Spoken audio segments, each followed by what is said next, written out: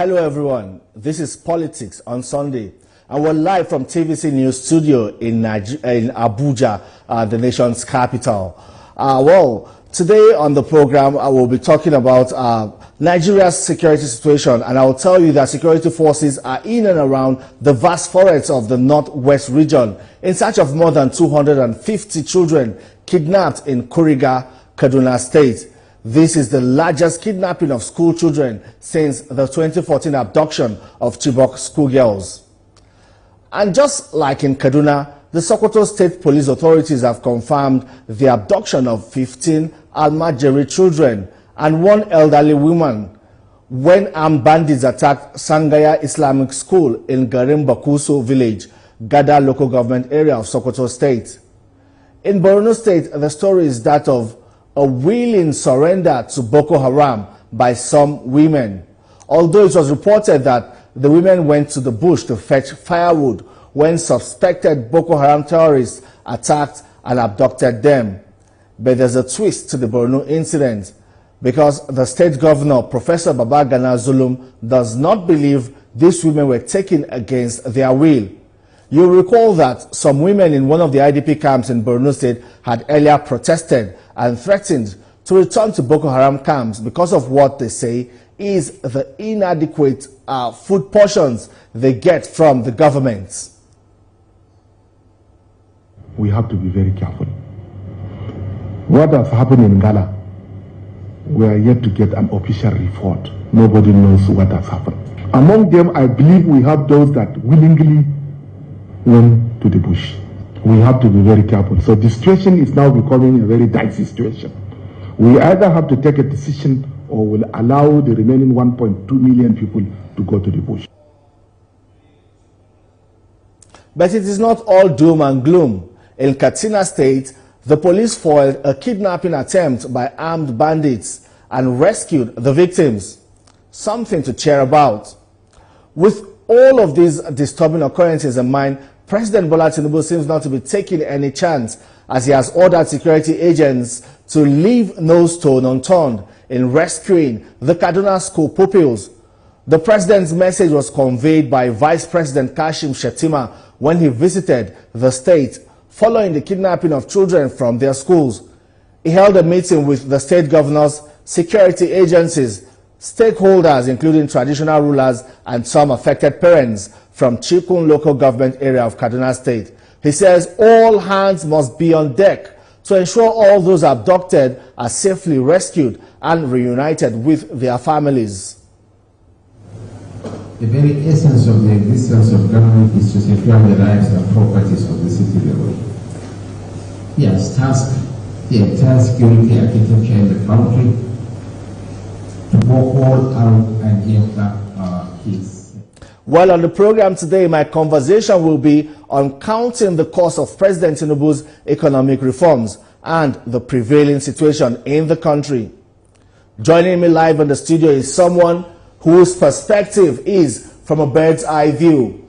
He's a special advisor to President Bola Tinubu on media and publicity, Chief Ajuri Ngelale. Welcome to the program. Always a privilege to be with you. But well, before we begin this conversation, I would like to play a short clip from one of your new interviews, which will form the basis for our discussion.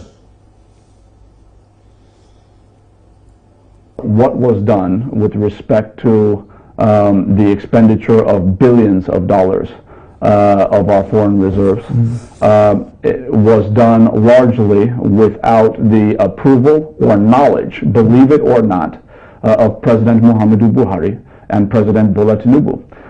That might seem hard for some people to believe, because, and I want to explain how that could have happened. Yes. Now, we had one of the few central banks in the world where the day-to-day CEO, who is the governor of the central bank, was also the chairman of the board of directors, essentially. So he was essentially overseeing himself. I do understand that, yes, there was the Naira scarcity, and yes, obviously the CBN had its own rule in that. I don't know that that was an attack on President Bola Tinubu as an individual as much as that was an attack on the Nigerian people. I mean, we had millions of people who are on minimum wage and above who They're not issuing corrupt contracts. They're not involved in any type of malfeasance. They go to work every morning, come back late. They go to the bank and they simply can't access their own hard-earned money. When you have people, for example, in the north, dying in hospitals because they cannot access money that they earned legitimately because of the moves of some people in the CBN, I think that is the type of activity that will attract a curse that would be difficult for any man to escape.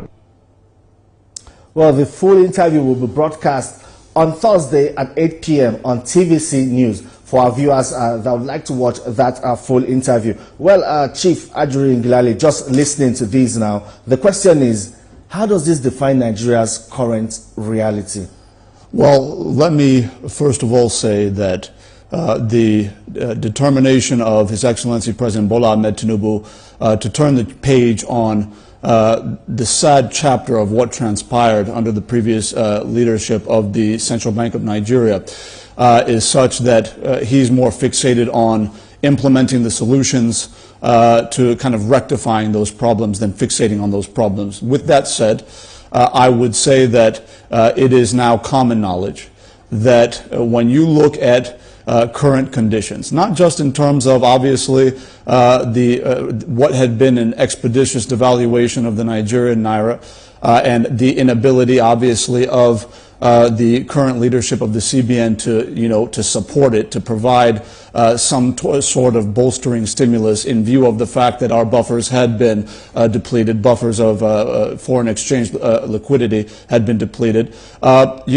This was a consequence of decisions that were taken at that time. There's no doubt about that. I think one of the aspects that is less known by our people is the fact that when you look at the level of food insecurity in some parts of the country, I think there's a tendency to believe that this is an outcome of a recent development, when in fact, when we have had our conversations with farmers' unions, with relevant stakeholders in the agricultural production industries, they have been very clear about the fact that the naira scarcity from the first quarter of 2023 played a major role in the inability of agriculturalists, farmers, and producers to be able to purchase seedlings, to be able to sow to the extent that they would have a harvest that is now obviously pushing its way out into the market. And that has had reverberating effect now on successive seasons of sowing and harvesting.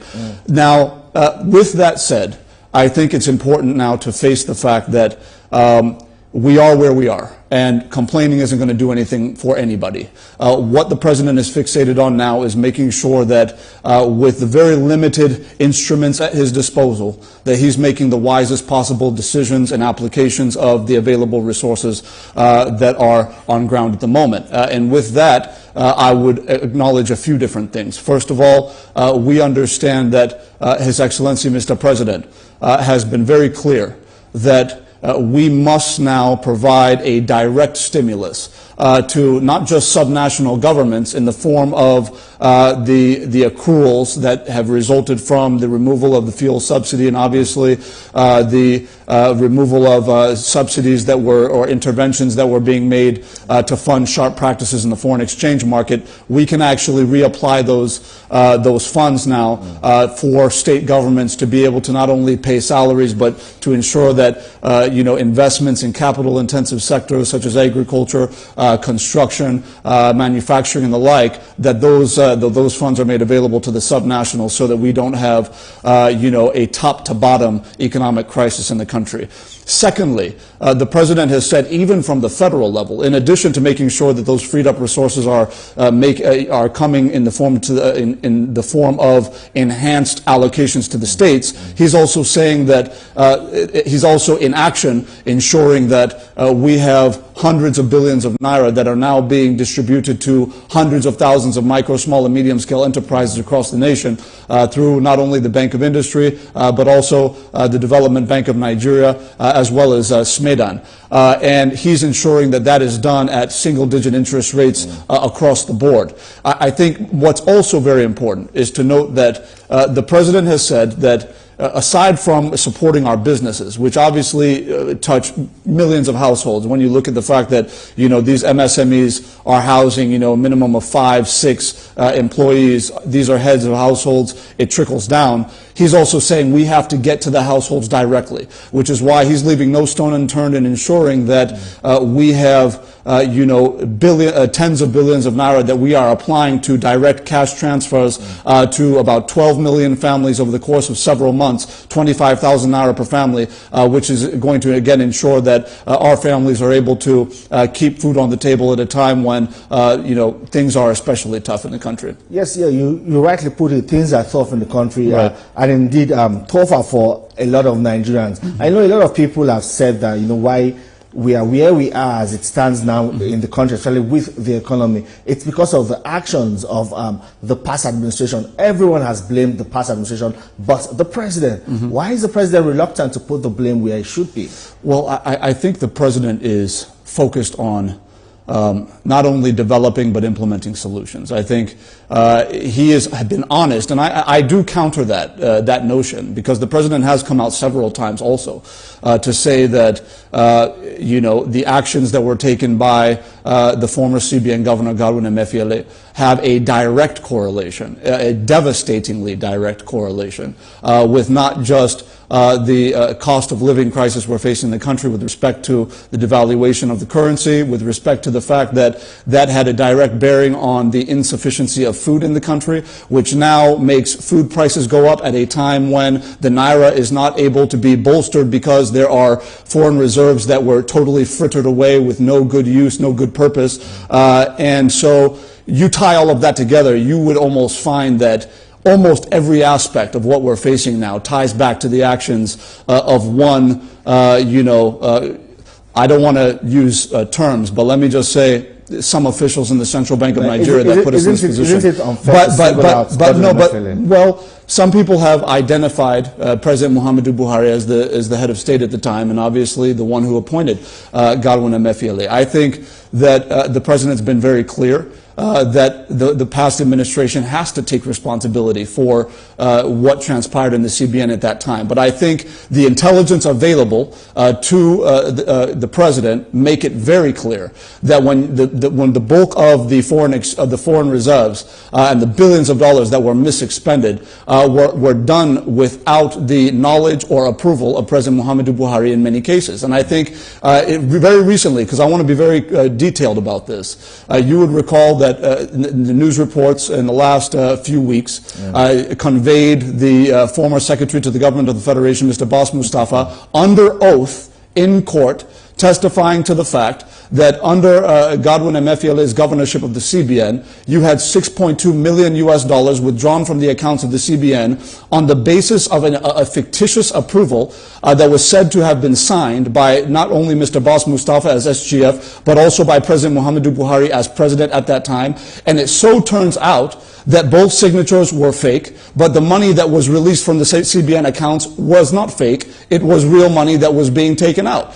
So that speaks to the level to which organizational ethics had descended under the leadership of Godwin Emefiele, and the extent to which President Muhammadu Buhari did not know what was going on within the CBN. I think I touched on the fact that there was very little to no oversight over the activities of the day-to-day management of the CBN at that time as a result of the structure. Don't you think that is still... And that's intentional. He's someone who everyone has access to. Everyone who needs to have access to him has access to him. He has direct communications on a frequent basis with the heads of, our intelligence agencies, our anti-graft agencies, and the like.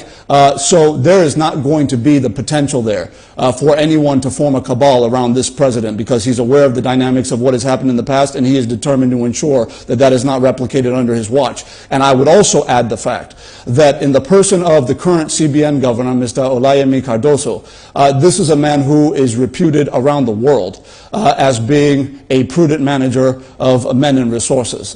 This is someone who has a reputation even within the government of being tight-fisted. And that is by the intention of President Bola Tinubu to have someone like that in place. And I would also add that when you look at the organizational structures that led to Godwin Emefiele really putting the nation in the position that it currently is in.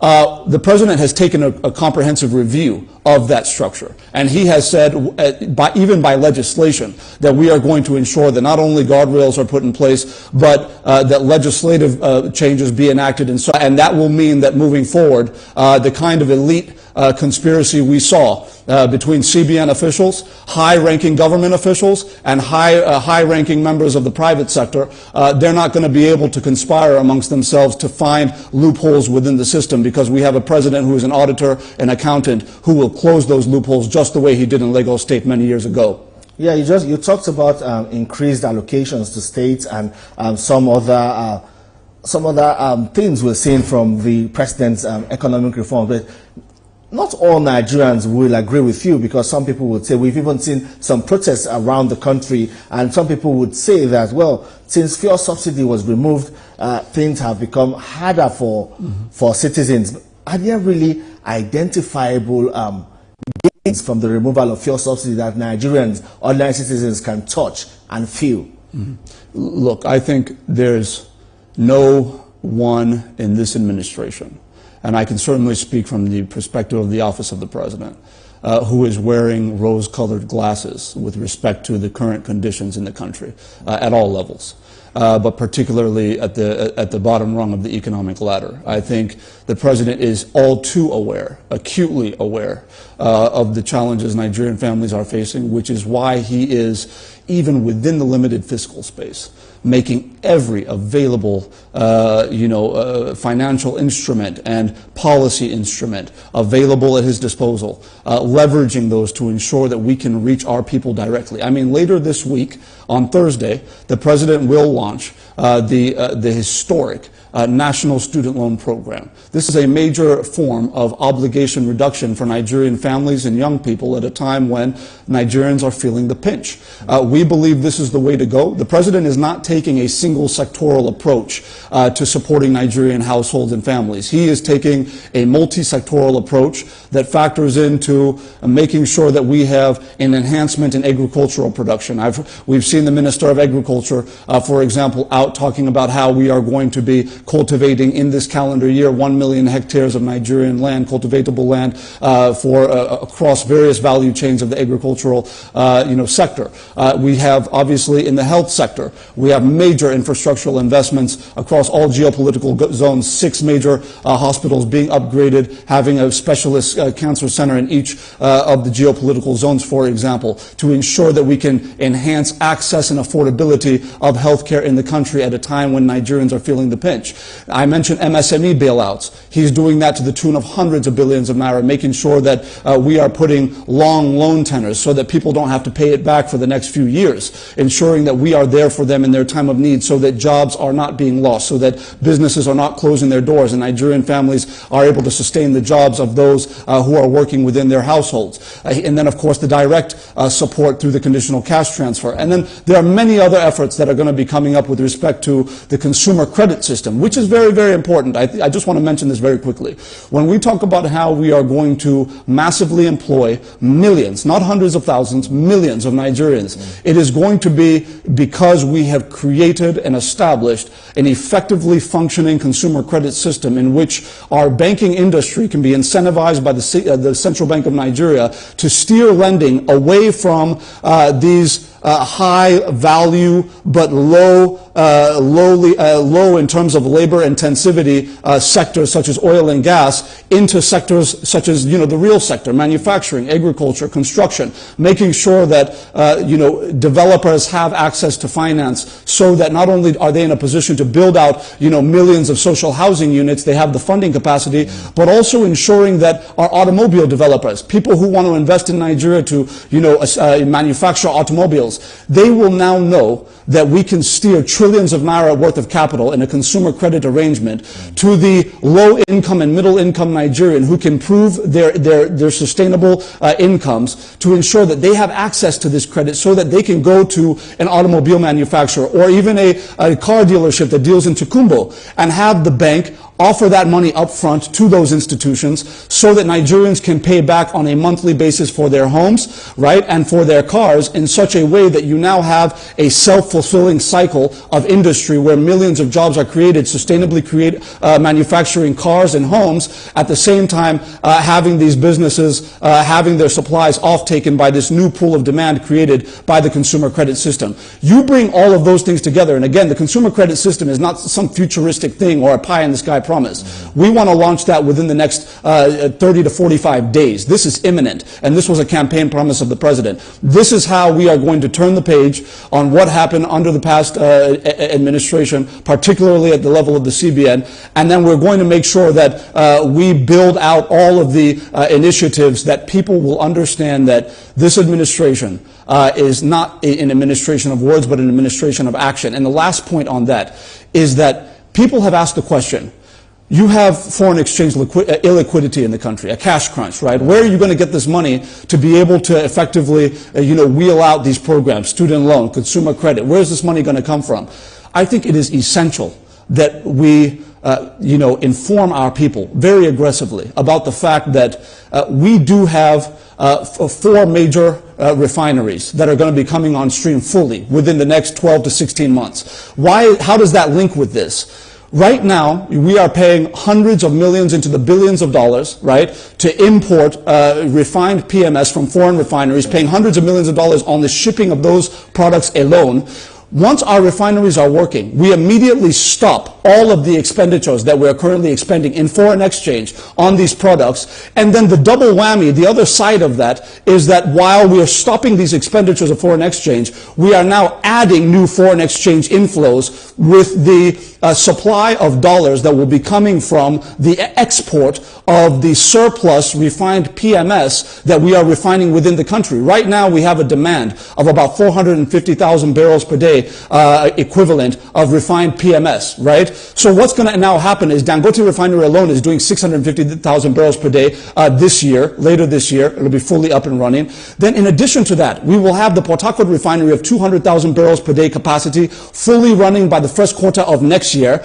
In addition to the Warri and Kaduna refineries with another joint batch of 200,000 barrels per day fully owned by the Nigerian government, refined PMS. You add that 400,000 of state-owned refined PMS stock that we will be in a position to now sell overseas to our neighbors in dollars. You will now know the tens of billions of dollars annually that we will be accruing that we are currently losing when those projects are finished. So this is how when we talk to our people and we're telling them, hang on a little bit longer, be patient with us, we are appealing to our people, is because we see the light at the end of the tunnel.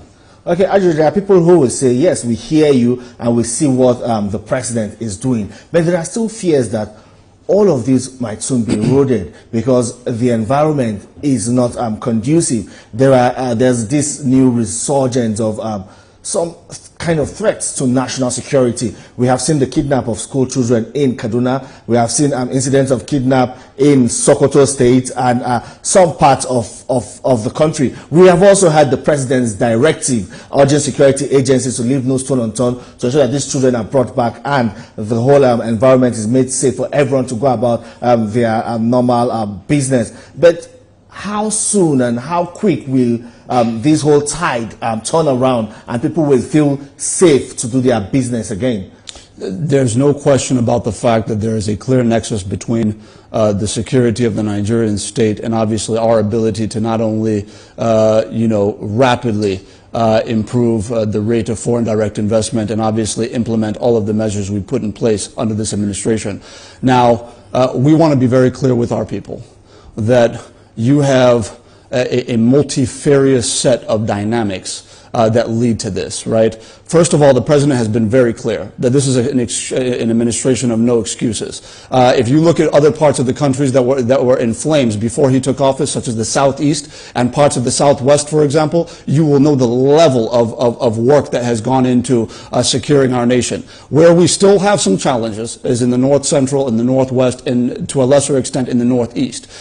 There's still a lot of work to be done. The Kaduna access, I remember the time time when you could not travel by road, the Abuja-Kaduna highway. You're able to do that now. The problem is when you have these far-flung communities, we do have these hit-and-run incidences of not just violence and killings, but obviously kidnappings and hostage-taking. I think that there's going to have to be some sort of robust legislative reform that makes it clear to every citizen of our country that if you kidnap anybody, you will be killed by the justice system. There will be a death penalty attached to it. I don't know that this can be solved if you don't do that and see to the implementation of it. But I will say this. Across the North, we understand that some of the sub-regional forces, sub-regional geopolitical forces that are currently at play are actively conspiring against the stability of the Nigerian nation. We understand that, and we are not sleeping on that.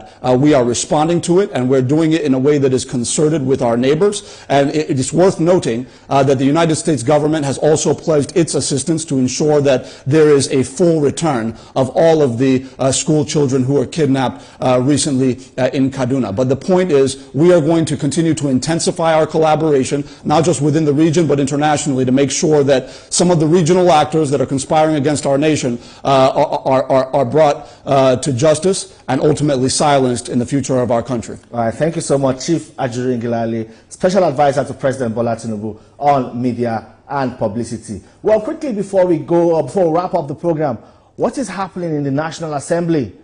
Well, an allegation by Senator Abdul Ningi from Bauchi State is quite weighty. He says, apart from what the budget the National Assembly passed on the floor, there is another budget that was done on the ground.